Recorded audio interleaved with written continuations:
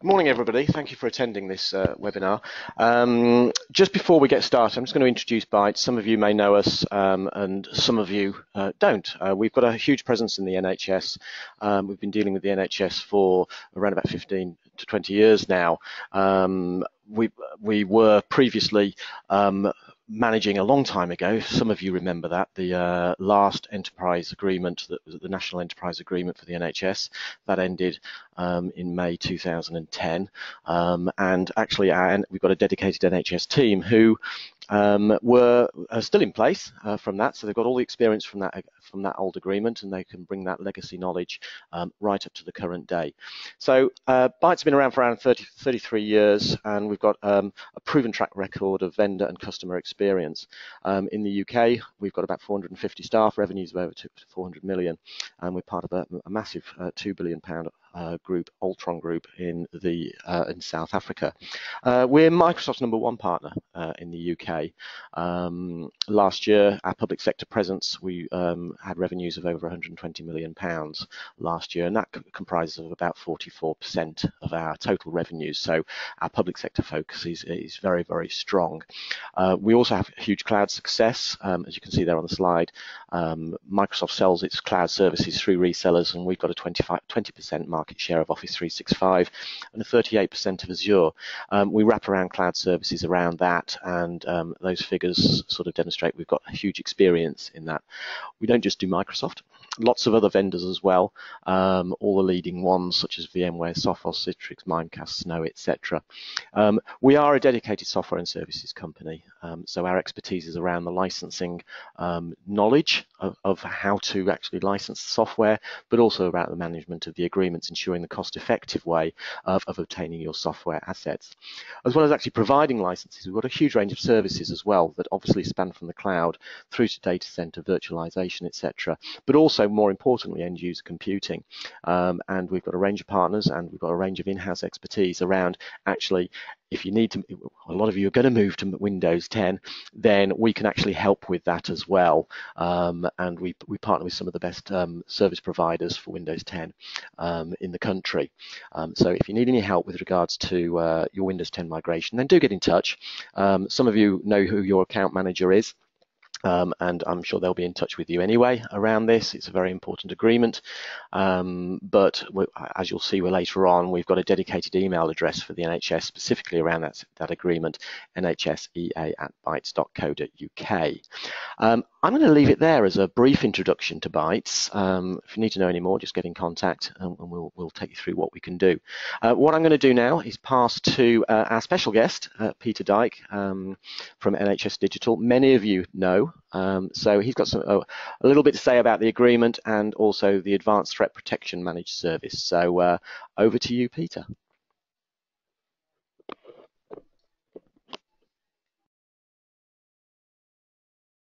Okay, I've taken myself off mute, and hopefully people can both hear me and see my screen.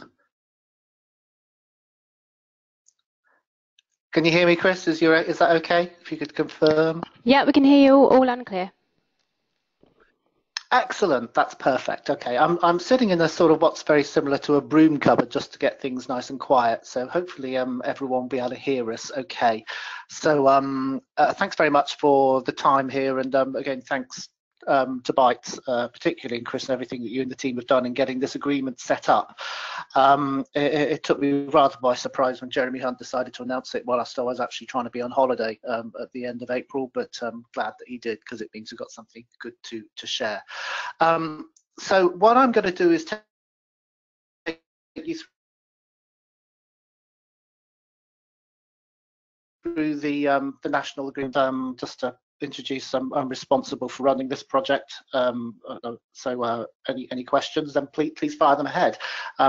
If you want to have a sort of repeat of this and sort of think of something that you want to ask again, we're running another 5 webinars over the next couple of weeks to with Bytes, Microsoft, and our early adopters to go through what we're up to. So if we don't cover anything today, then we can do that then. Anyway, I'll canter on because I know time is short for today.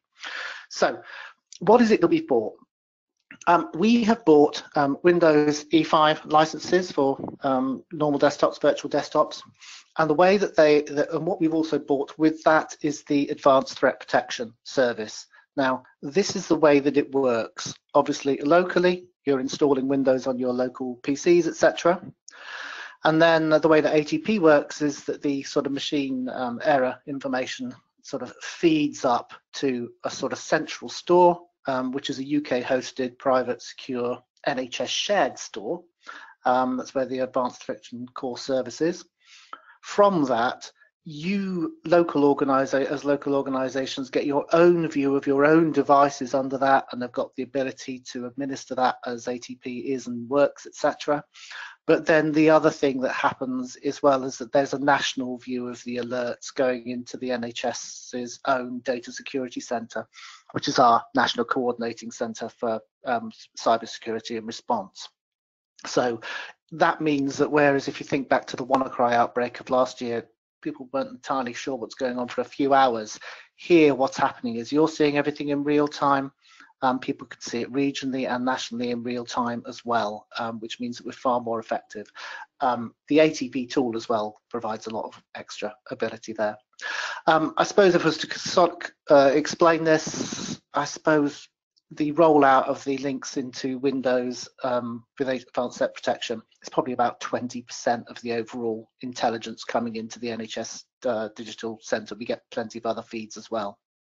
One thing you'll notice is that the identity, at local level, you can have sort of two profiles for managing your service. You can have a controller profile who's got the ability to go in, control, take down machines, etc., etc., and then the reader profile who doesn't have any of those rights. Those are both set up on the Active Directory. That's NHS Mail, so we're using that as a core service. Doesn't mean you have to use NHS Mail as your email system. It just means that the admin accounts need to be on there, and that's it. So what do you get? You get free software, and that's for a periodic subscription deal, so it runs until 30th of April 2023, so the next 5 years. And Bytes will provide the license keys once we get back a signed service agreement, and I'll go into the service agreement in a few minutes more. What that gives you is the Advanced Threat Protection, for improved protection for you, the NHS, and the whole international community. If you want to look into ATP in more detail, then there's a link there. And you also get things like BitLocker and Windows Defender if you want to use it. I should be very clear that we're not asking you to take down your existing antivirus. You can keep it, it works perfectly well with ATP, or you may decide that you want to at some time. We'll also be providing a lot more free support and guidance from the central team here and coordination as we go forward, but more of that as we go forward. If you want to see what you get from ATP as a local organisation, just a few screenshots. This is my view of where we are at the moment. At the moment, we've got 14 machines onboarded from NHS Digital, and actually had 2 more live going this morning from our first external early adopter at Morecambe Bay. So we're working our way through that. And you get a dashboard saying what's going on in active alerts, etc. You can see machine status and work out what's going wrong there. So if you wanted to look at your list of machines and find out what's going on, most of them are absolutely fine. There's a bit of a funny one here. So you look at that, and then that will tell you what's been going on there. And give you the timeline, etc. So you can drill down into your estate and see what's actually happening. And if you put all of that information together, the other thing that ATP tells you is just gives you a clear dashboard of where your overall security position is and suggests some of the things that you can do to improve that. Now, ATP is fed from a whole host of machine learning and intelligence that goes on in the background that's fed into the cloud from Microsoft. So this sort of evolves over time. Anyway, that's a lightning tour of what sort of thing that ATP gives you, etc. Now, I mentioned earlier that we're giving licenses out on this basis in return for a service agreement. One of the big failings of the previous Microsoft enterprise agreements that were run in 2004 to 2010 that I had the great joy of dealing with the end of was that it was a bit of a free-for-all. People didn't really understand what the deal was. People thought it might have been for all Microsoft, etc. And this is not. We're being very clear that the licensing here is available for 5 years. We're doing stuff In return for that, you're going to be implementing ATP, you're going to be running that and being part of the NHS-wide cyber umbrella. Also, the service agreement covers off things like being very clear that you're sharing data with the NHS Digital National Data Centre so that we can manage the whole system, and that's the deal, and that you're signing up to the Microsoft terms and conditions that apply. We've already had 2 signed service agreements back, and I think there's a whole host of them in the pipeline as well. So the simple process is, if you're interested in joining this, you don't have to join this, but if you are, just ask Bytes for a service agreement. They'll send it in, fill it in, tell us how many licenses you want, commit to implementing ATP, and off we go. It's that straightforward. So in terms of the rollout of this, this is moving at a lightning speed. I'm really pleased that we've managed to get this thing set up in 11 working days, effectively from contract signature on the 27th of April, to get the core built and to get real live devices from our early adopters on. But the phase we're at the moment is, if you're interested in getting these free licenses and implementing ATP, then get in touch and with Bytes and sign up to the service agreement. I have to confirm to Microsoft who's in and who's out within 6 months. I've only got 1 million licenses to give away at this point in time, and that might seem like a lot, but in something the size of the NHS, it is a finite number, and I need to manage it. So the quicker you sign up, the quicker you can get deploying Windows 10, and the quicker everything can be good. So please get in touch, but September is really the cutoff for signing up. With regard to implementing Windows 10, you can start doing it now. We're going to be giving additional support and guidance, but and to help and to do some central coordinating, but please start doing it now, because you need to be completed by 14th of January 2020 when Windows 7 goes out of support. And I'll be quite clear that we're not going to be putting in place 4 years of customer support agreements to maintain Windows 7 after that date. So please do move on forward on that as quickly as you can. With regard to the ATP aspect, we've got some configuring to do and make sure that it works.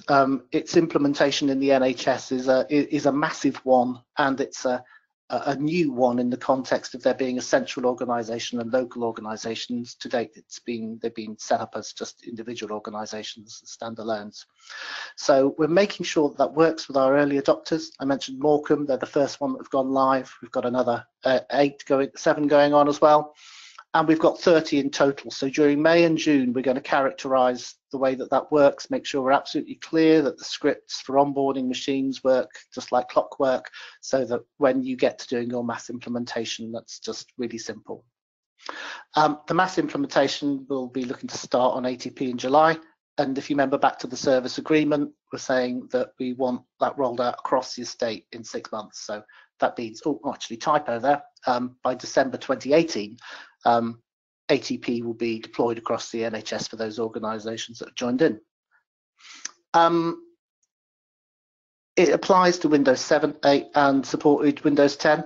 ATP is a developing service, so it gets better with the higher versions of Windows that you've got. 1703 it works, but 1709 and 1803 are better. So even though you can't start immediately unless you're an early adopter, then please start planning now. And then we run this until 30th of April 2023. I would like to thank all of our early adopters. They've worked with us throughout, driving the business case for this, and the ones in green, sorry, I've gone colourblind there, are the ones that are going first, and then the rest will go forward in June. So next steps for you is go to the Bytes website, sign up for the overview webinars if you feel like you need another one after this. There's a service overview which describes this in more detail, which you can download. Email Bytes to get a service agreement, read it, sign it, return it, and then you get your licenses. Plan to implement it ATP from July, and plan to migrate to Windows 10 by 14th January 2020. And any questions? We have a small but perfectly formed program team here in Bytes, so Bytes are sort of your channel into that, and obviously they'll rattle my cage if there's something I need to do. But just work with the Bytes team who are helping us in getting this done. And that's it from me, I think. So next, or any questions, I suppose, or I hand back to Chris if we're having questions at the end. Yes, I'll handle the questions at the end that are coming through. Brilliant. Yes, thank you very much, Peter. Thank you very much. So I'm just going to give you an overview of what's happening and how to get hold of the licenses, and also the agreement itself. So this is an agreement to deploy Microsoft Advanced Protection, as Peter has mentioned, and their access to their managed services. To access the licenses, you must fully complete and sign the NHS Digital Managed Service Agreement. Some of you have already had this. We've got a lot of interest in this, and we're just implementing a new electronic signature process. So don't panic about your licenses. If you've got into contact with us, we'll have replied to you, and you're on our list, and we will send off the information about how to sign up to the service agreement very shortly. But like we're just implementing a nice, slick electronic signature process for you. It's 5 years enterprise subscription, as Peter said, for Windows E5, which include and VDA E5. These are device licenses. Some licenses are user-based, these are device-based, so you just simply count the number of devices that you wish to deploy this on, and it's centrally funded.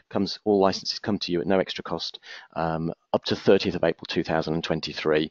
But I say no extra cost. The cost of you actually deploying Windows 10 or employing somebody to do that for you, then that's something that you need to handle locally yourselves, and we can help with that. As Peter said, license subscription date. So unlike the old agreement, which was a perpetual licenses where you held onto the licenses, and some people are still using those licenses, there's no perpetual rights, but the decision to continue the service will be made by NHS Digital well before the end date, so you can plan accordingly. Also, the Windows licenses are upgrade licenses. So when you bought your device, you should have bought it with a Windows 10 Professional OEM, okay, in order to use the licenses. That is a prerequisite for you. So what is included in the agreement? We've had lots of questions on this. And again, if you've got any questions about it following this webinar, do email us at nhsea@bytes.co.uk or get in touch with your NHS account manager. If you want an NHS account manager to call you, you don't know who they are, just email us at nhsea@bytes.co.uk. So what's included in it? Well, Microsoft's Advanced Threat Protection Service. That's one of the key drivers of the agreement.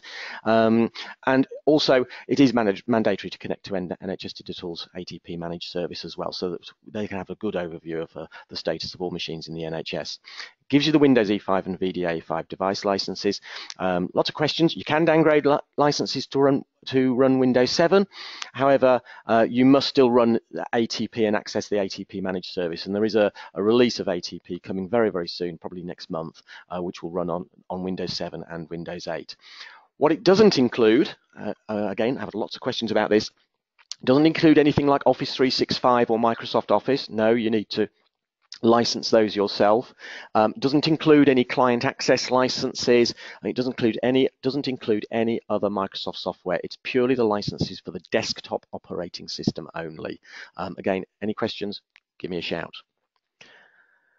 So what's our role with this agreement? We're very proud that NHS Digital have selected us. Like I say, we've had a huge experience in the NHS and experience of running previous national software agreements. So, and I've had the pleasure of working with Peter a long time ago.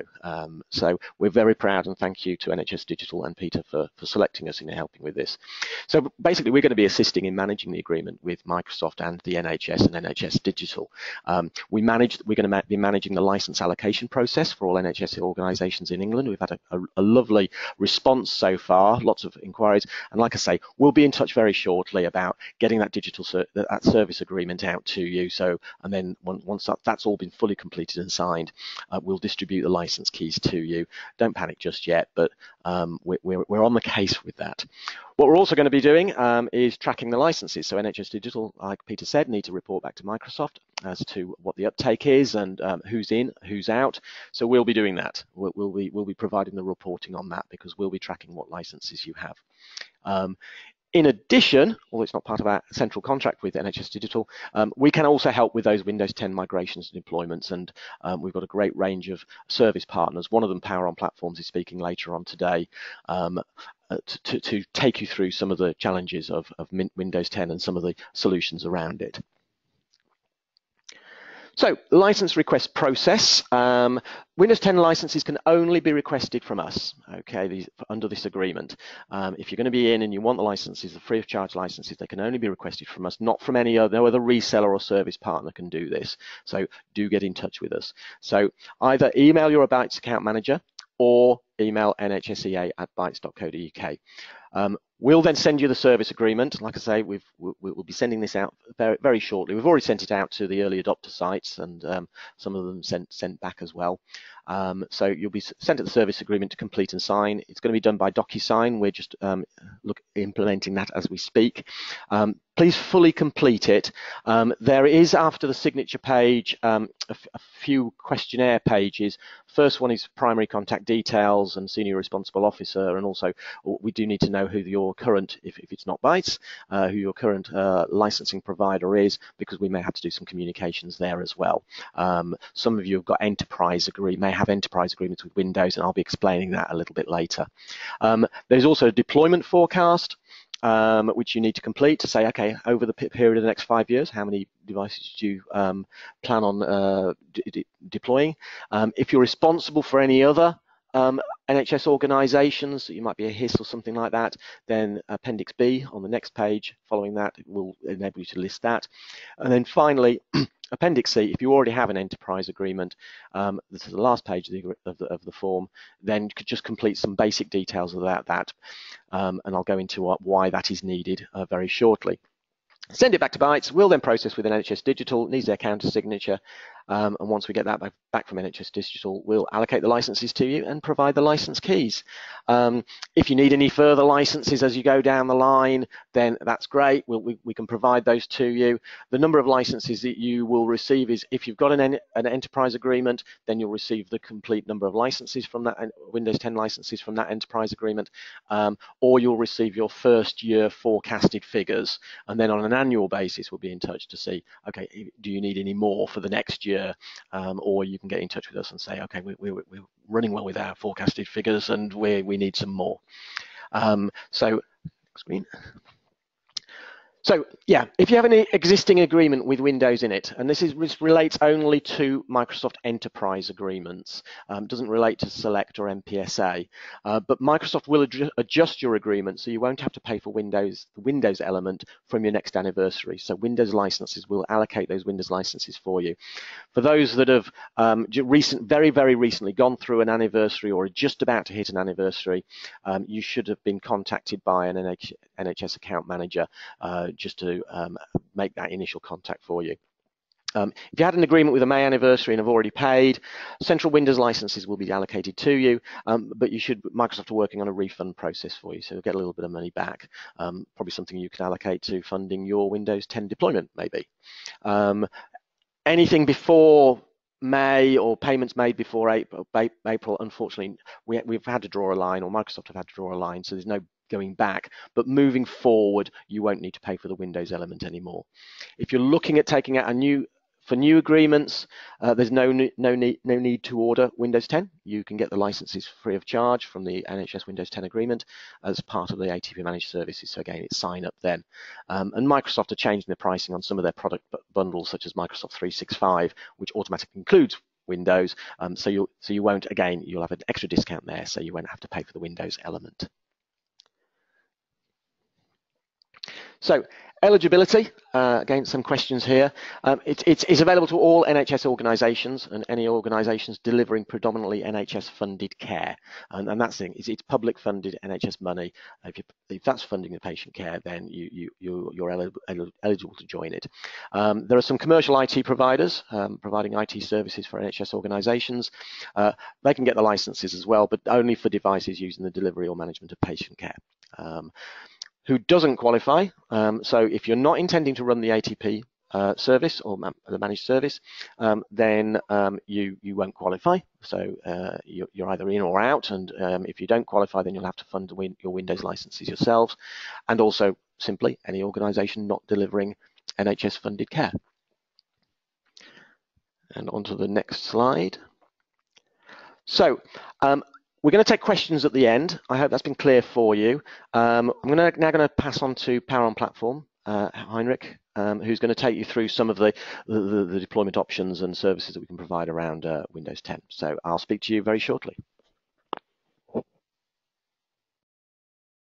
Thank you for that. Am I audible, guys? Am I good? Yep, all good. Cool, thank you. So hi guys, a quick introduction from myself. My name is Heinrich Pelser. I work for Power on Platforms. I'm part of the solutions team here. And my job typically involves just kind of helping customers and clients, just kind of dealing with that Windows 10 journey and so forth.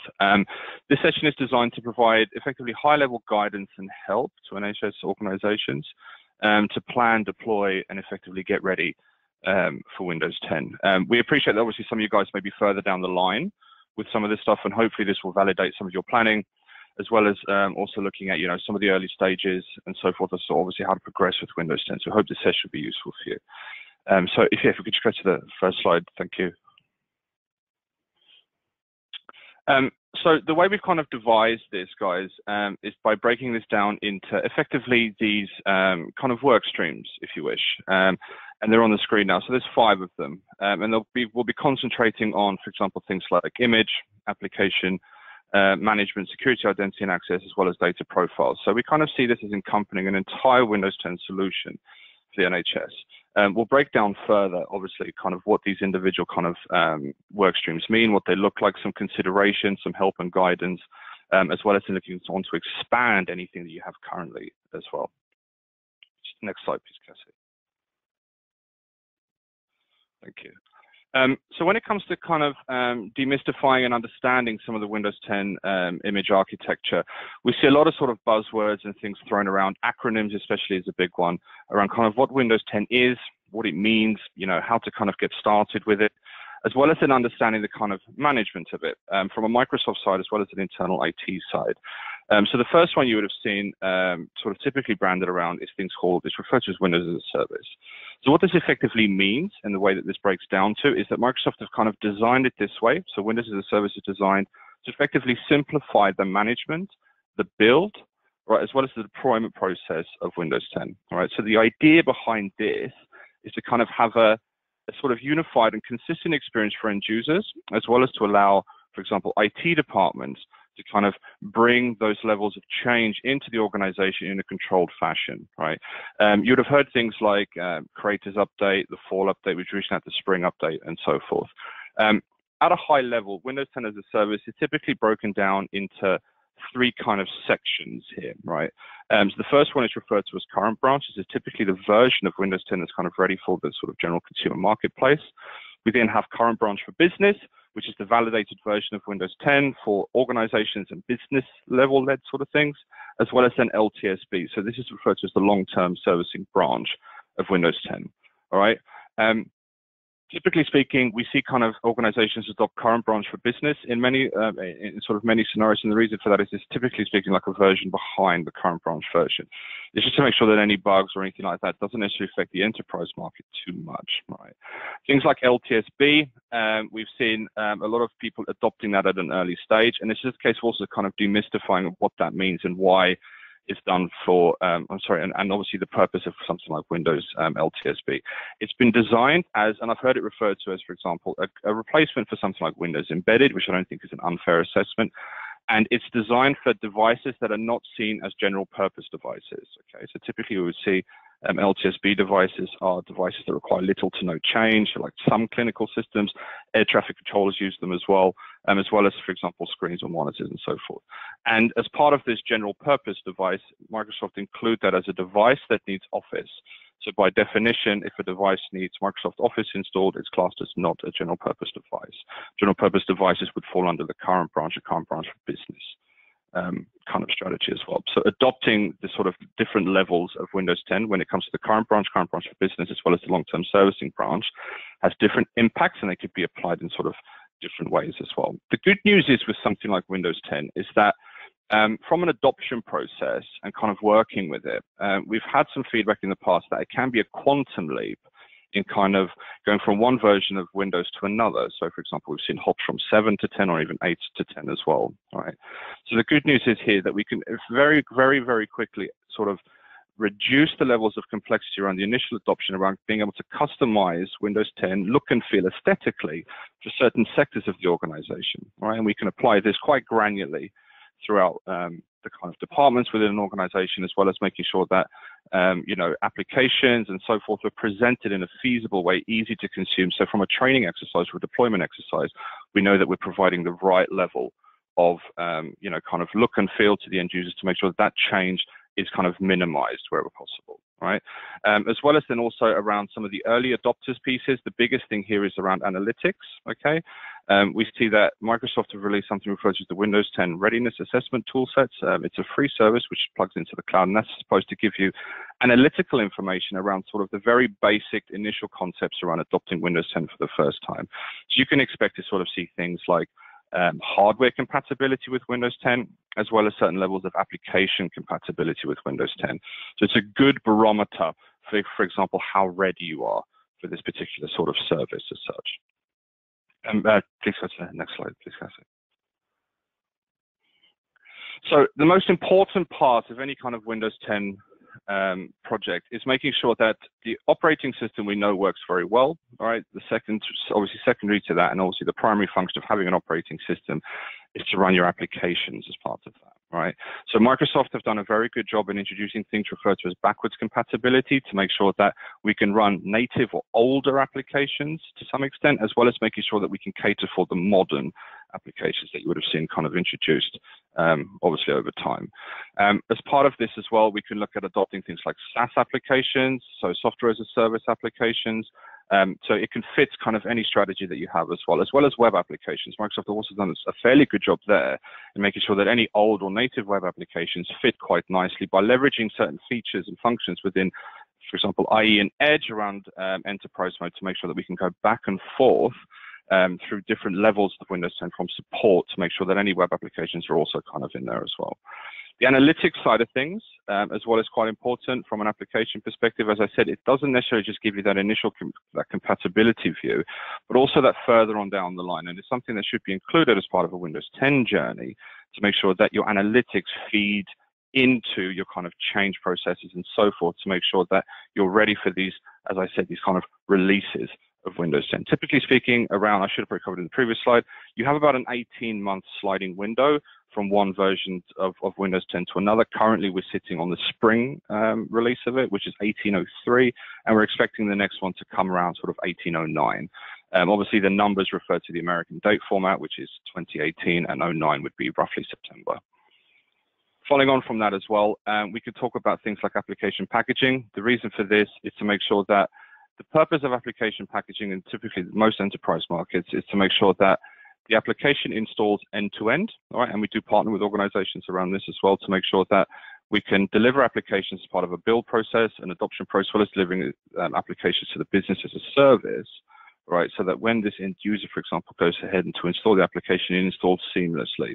And we can obviously layer this into other sort of aspects around build, as well as then making sure that these applications are accessible where they need to be. From an application delivery aspect, you have a plethora of options, okay? We could look at, for example, things like Windows Store for Business is something we've seen adopted, as well as then things like within the System Center products is something referred to as the Software Center, which effectively is a nice page for end users to go to see what applications the organization offers them.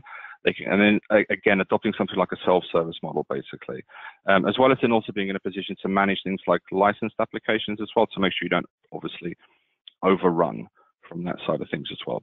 So there are lots of options around that. We're obviously happy to discuss this as we go, but it's making sure that, you know, we can cater for multiple scenarios, especially in a varied application estate, to make sure that whatever you're trying to achieve with Windows 10 from an application side of things, right, there's multiple ways of obviously going about it, as well as then making sure that IT, most importantly, retain all the control around delivering those application sets to end users. If you wouldn't mind, next slide, please, Cassie. So when it comes to, for example, the management of Windows 10, there are a few things to consider as part of this, right? At Powron, we've done a good job, as well as Microsoft have done a very good job in being able to, for example, alleviate some of the pressures as well as the strains around Windows as a service, all right? So as you can imagine, introducing a constant level of change to the operating system, especially in the NHS, can sometimes feel a bit daunting because we'd like things to be as consistent and as stable as they can be. Now, around the automation of some of these aspects, right, we can alleviate some of the pressure on IT by making sure that certain levels of Windows precipitate down to effectively a test bed of devices, so that in conjunction with analytics, as well as then BAU testing, for example, that these changes and everything are ratified, okay, to make sure that anything we do push further on down the line, all right, from a Windows as a service update, so updating that branches of your Windows 10 environment, goes through in a logical, phased and straightforward way. The good news is, and the nice thing here is that because of the way Windows as a service has been designed, once all the sort of work has been done by IT, delivering that to the end user very much feels like a big Windows update experience. There's not too much interruption, okay, beyond that of maybe waiting slightly longer, just because of course it's a larger update, for example. The second thing to consider then, which is quite important, is around things like Windows updates as well. So just making sure that we're secure at a certain patch level and so forth. Right? The good news here again is that we can automate the delivery of those Windows updates around sort of the things we know we need, critical security updates, and be able to deploy those in a phased and automated fashion to the end users, and allowing IT to effectively analyze, for example, patch levels, as well as making sure that, you know, certain devices are compliant and so forth, and being able to very quickly respond to obviously anything that isn't inconsistent or in line with where you need it to be with certain tooling. So typically that would be things like System Center, as well as looking at some of the Windows updates for business side of things as well. Just being able to define those level of patch compliance. The second thing then around Windows 10, obviously, as you would imagine, with the new operating system, you're going to need to start considering some new settings as part of that. These can be typically referred to by IT guys as sort of like the group policy settings, as well as some of the security settings and some of the feature sets you get around Windows 10 as well, especially on the E5 side, things like credential guard, device guard, and so forth. These effectively are different layers of security settings that will help protect the device, the end user, as well as the sort of wider organization. Where these settings come from can be honed in to your strategies, whether they be more cloud-centric, on-premise only, or a hybrid approach, right?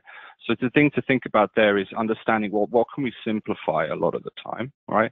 As well as then looking at, okay, where do these settings have to come from? If I have people out and about, how do I make sure group policy settings apply? Is there equivalent policy from the cloud that we can push down to make sure that we don't have to have a constant feed in and the end user can just have those settings applied from an internet connection, basically? On top of that as well, all right, the National Cybersecurity Center have effectively released a sort of set of guidelines in order to be compliant from an NCSE perspective. PSN is also another one that's also out there from a compliance perspective. And effectively, these are a baseline or a guideline of obviously security settings to make sure that your Windows environment is as secure and as up to date as it can be. All right. Powron, as such, we've worked extensively in making sure that we can deliver that as a service quite nicely and sort of straightforward as well. So adopting those initial sets and those toolings and so forth that come around that from a package perspective is something that can be easily introduced and then rolled out or sort of deployed in a phased manner as well. From the actual management side of things, the tools that are put in place, you'll hear Microsoft brandish certain terms around modern management, as well as traditional management, as well as hybrid management. There's many ways of obviously kind of talking about the same tools. These from our side typically refer to sort of the System Center stack. You guys might have heard around things like Configuration Manager being the sort of tool of choice these days to go ahead and deploy Windows 10. And from a Powron perspective, as well as working with partners like Core, we've been able to kind of alleviate that initial setup process. So the idea here in a nutshell, guys, is to make sure that any new tooling or existing tooling we wish to upgrade and introduce into the organization from the IT guys' perspective, right, can cater for not just for strategy, but also making sure that we can alleviate that initial setup time. So we have some offerings and tooling around that, right? It's referred to, the first one is Camino from a System Center Configuration Manager side. And that's a case of deploying something like System Center Configuration Manager or CCM in a rapid way to make sure that we can go ahead and meet the business goals from a deployment management and settings perspective very early on. So we can get this tooling in place and ramped up very, very quickly. The second part of that is referred to as Pulse DMS, Pulse Device Management and Security, and that effectively is a hosted cloud management solution leveraging Configuration Manager in Azure to make sure that we can leverage cloud technologies down into the environment to give that same look, consistent feel that a System Center on-premise product would do as well as then working with people like Core and so forth to deliver this desktop as a service experience, whereby a lot of these things are managed on the behalf, making sure that everything put in place matches your goals, as well as making sure that you can then onboard and transition through this kind of Windows journey in a logical and phased way with all the right help and guidance obviously in place. Now, the good news is here with those toolings and those offerings, from a strategic point of view, it does fold in nicely, right? Because we can cater for a very on-premise heavy environment, as well as your traditional, a cloud strategic environment, as well as taking advantage of obviously both that hybrid approach. And the good news is here that from the Pulse DMS side of things, it's scalable, obviously being a cloud technology, and with the Camino side of things as well, being able to rapidly leverage an on-premise infrastructure configuration manager does alleviate that setup time and gives you more time to focus on the things you need to focus on around, for example, security, the application stack, and also making sure that Windows 10 looks and feels how you want it to feel in your environment as well. Next slide, please, Cassie. Thank you. So from just kind of tying it back and also making sure that we obviously cover all the other things to consider as part of this from a Windows 10 perspective, right? Security, identity, and access.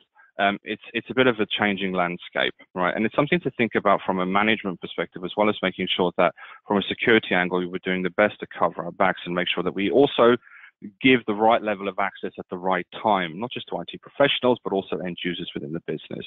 So Microsoft have put a couple of options on the table that we utilize a lot at the moment. The first one you'll see there is multi-factor authentication. So this is effectively being able to access a service, right, or an application or a device and so forth by being challenged if, for example, you're not on the local network or you're outside, or it's a specific application you wish to kind of have that in.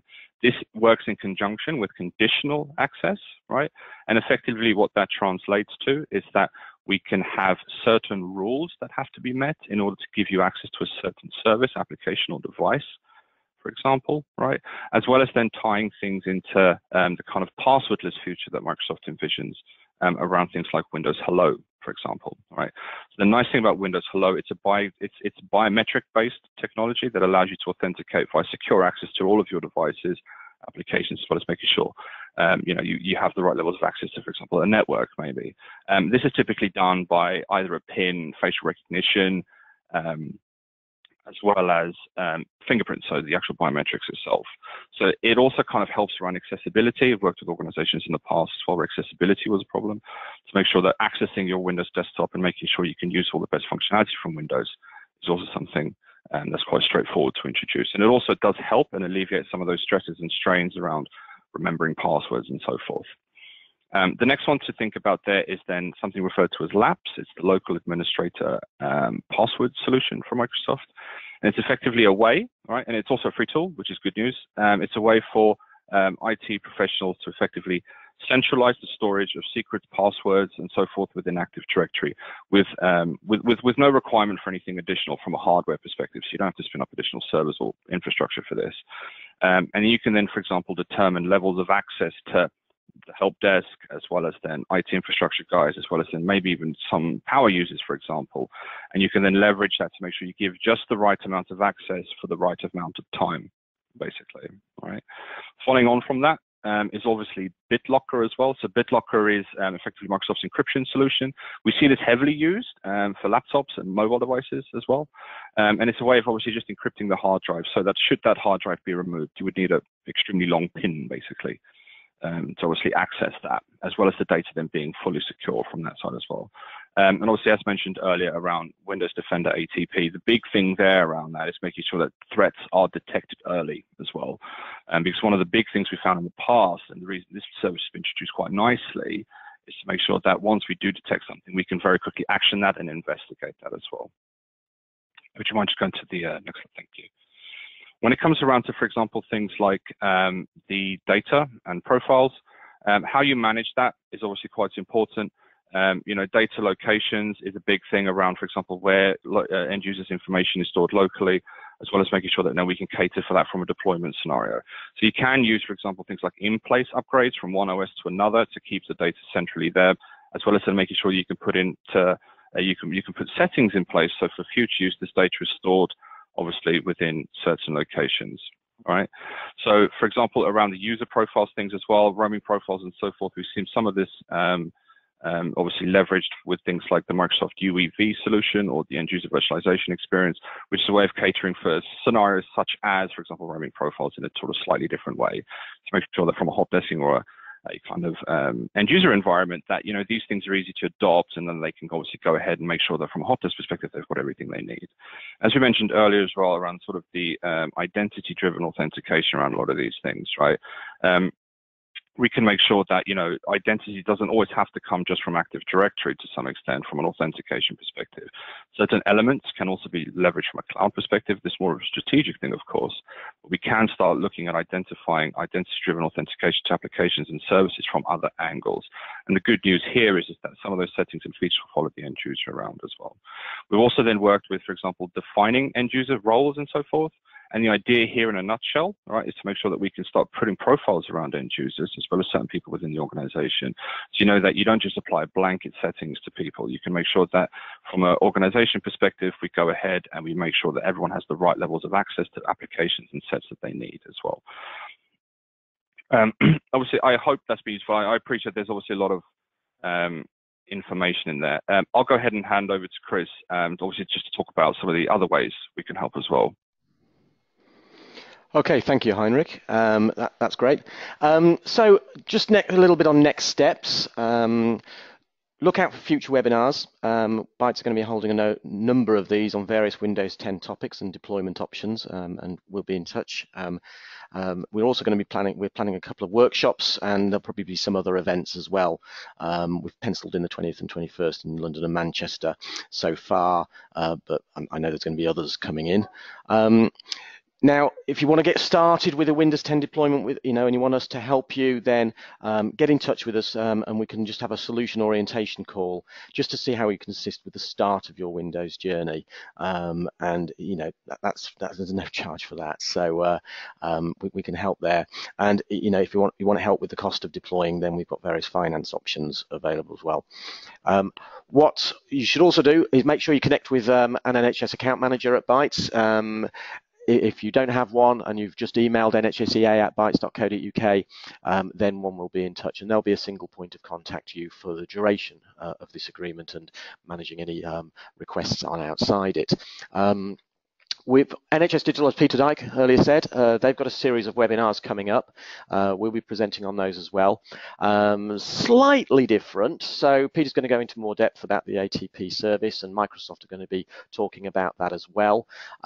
We've also got a trust, a real-life Windows 10 and ATP story by an NHS trust. So that will prove interesting to you, and it'll explain, again, I'll be doing my explanation of how to access the licenses. If you go to www.bytes.co.uk/NHS, at the bottom of that, if you haven't done already, and even if you've attended this webinar, I encourage you to go on to one of the NHS Digital webinars at least. There's the dates there, and there's also a link to register for those as well.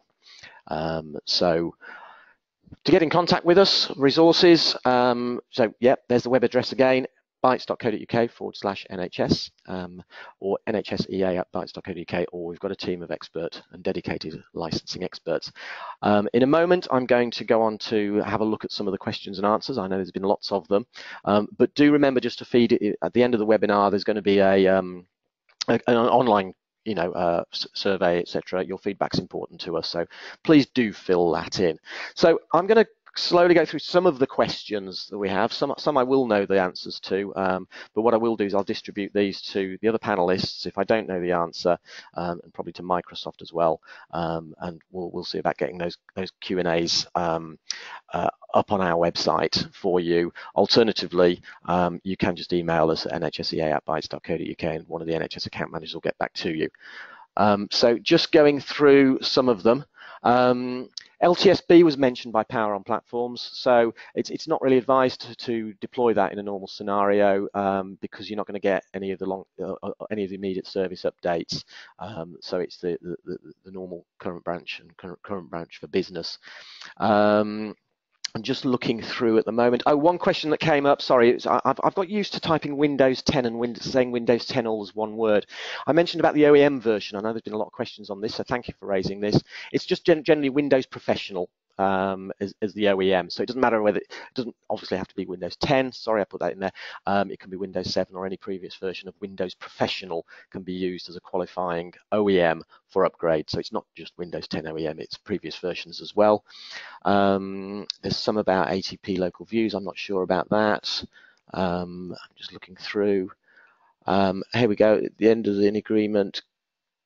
At the end of the agreement, can a trust revert to using any Windows 10 OEM license if they bought the equipment, or will these be lost? No, you can go back to, if the agreement comes to end and you need to pay locally, it's advised to keep on the most up-to-date version of Windows anyway. Some of the problems that happened with WannaCry is because people weren't either on the latest version of Windows or weren't applying the updates. But yeah, you can roll back to a previous licensed version. There's a mention of 1 million licenses available. Is this purely for the ATP or is it for Windows 10 E5 as well? Well, Windows 10 E5 actually comes with the ATP, so they're licensed together. So hopefully that does that one. One about the OEMs there. How long from requesting a service agreement from Bytes will we receive an agreement? Have aggressive not received? Yeah, we've got a lot of requests at the moment. We're just setting up DocuSign, so you should be getting those very, very shortly. Scroll up a bit. As have to sign our agreement for renewal of Windows 10 licenses this month. If it's already going through this month, then that's fine, but work with your licensing solution provider and Microsoft to see if you can remove the Windows 10 element. It's not going to be long now. We'll get all the service agreements out to you, so don't panic about that. More about the OEM.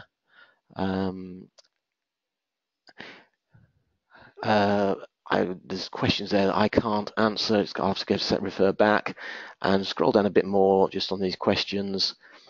Lots of questions. What we'll do is we've got track of all these questions. Oh, here's one. We look after a number of separate organisations' machines. Do we request licenses for all estate, or can we request as a rollout to the organisations over time?